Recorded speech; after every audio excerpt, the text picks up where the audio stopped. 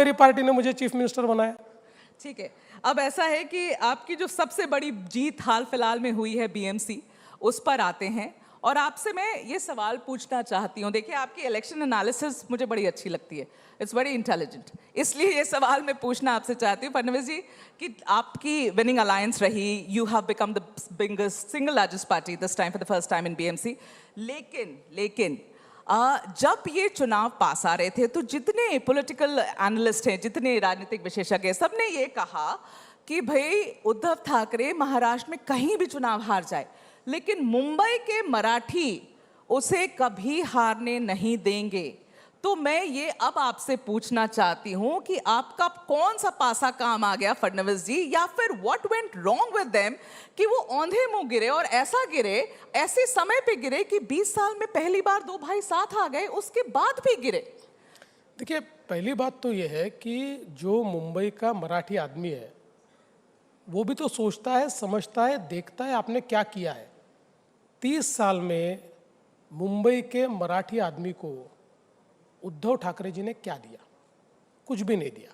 विशेष रूप से मैं तो ये कहता हूँ कि पिछले 15 सालों में जब से उद्धव जी स्वयं मुंबई की महानगर पालिका संभाल रहे हैं, मैं तो हमेशा, आपको पता है, मैंने तो भाषण में ओपन चैलेंज दिया था कि उद्धव जी विकास के ऊपर एक वाक्य बोले तो मैं 100 रुपये दूंगा।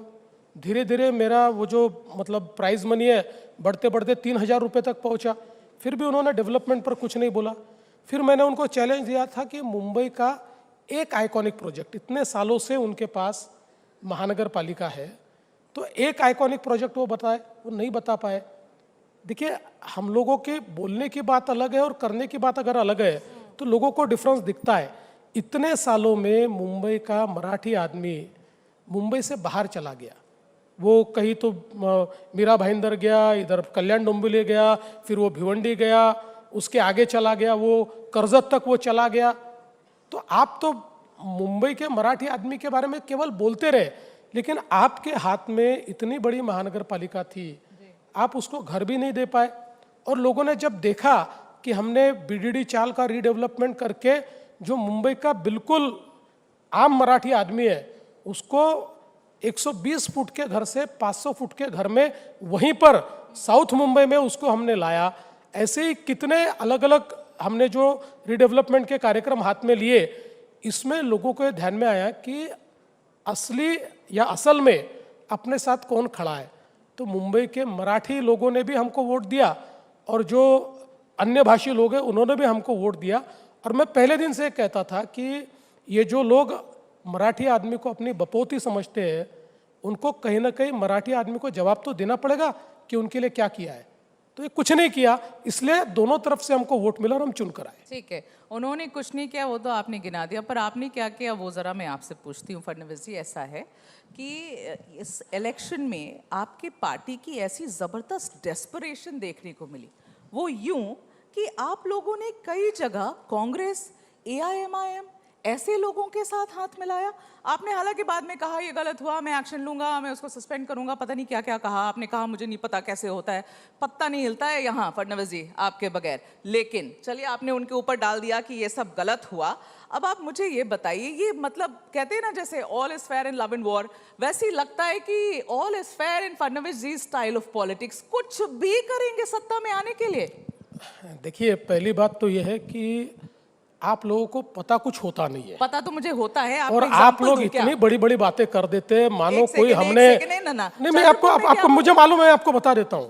पहली बात तो जो है कि बदलापुर में जो बात चली कि हमने कांग्रेस से हाथ मिला, हमने कांग्रेस से हाथ नहीं मिलाया।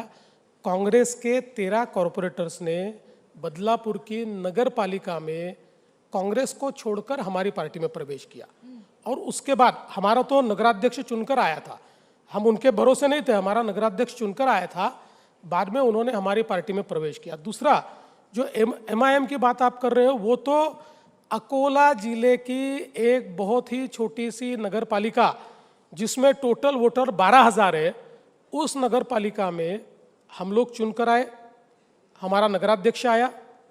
उपनगराध्यक्ष के लिए हमको 2-3 वोट कम थे, तो हमने एनसीपी के साथ अलायंस किया, एनसीपी के साथ।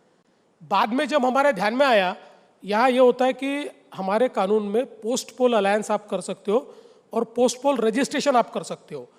तो जब हमने पोस्ट पोल अलायंस एनसीपी के साथ किया तो हमको ध्यान में आया कि एनसीपी को जो एक नॉमिनेटेड कॉरपोरेटर चाहिए, इसके लिए उनको लोग कम पड़ रहे थे, तो उन्होंने पोस्ट पोल रजिस्ट्रेशन में ऑलरेडी एमआईएम के साथ रजिस्ट्रेशन किया था। जैसे हमको ये पता चला, हमने उनके साथ का हमारा अलायंस भी तोड़ा। हमने कभी एमआईएम से अलायंस नहीं किया, हमने उनके साथ का हमारा अलायंस भी तोड़ा। और जिस एमएलए ने बिना ये सारी सच्चाई को जाने एनसीपी के साथ अलायंस किया था, बहुत सीनियर एमएलए था, उसको हमने पार्टी से निकालने का नोटिस भी दिया और सस्पेंड भी किया। ये चंद्रपुर और भिवंडी में क्या हुआ? ठीक है, चंद्रपुर में आपको पता है कि जो शिवसेना